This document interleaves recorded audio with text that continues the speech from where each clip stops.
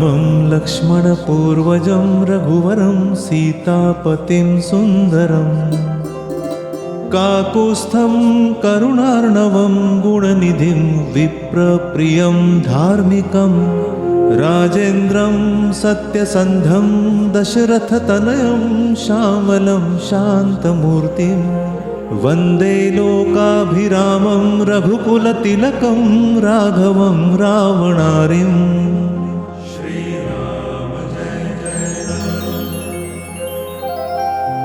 रामाय रामभद्राय रामचन्द्राय वेधसे रघुनाथाय नाथाय सीताय पतये नमः।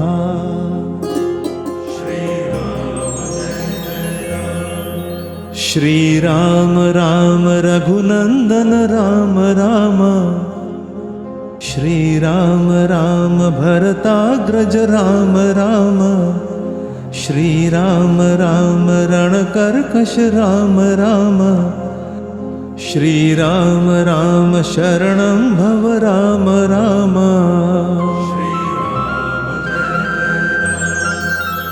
श्रीरामचन्द्र चरणो मनसा स्मरामि श्रीरामचन्द्र चरणो वचसा गृह्णामि श्रीरामचन्द्र चरणो शिरसा नमामि श्रीरामचन्द्र चरणो शरणं प्रपद्ये।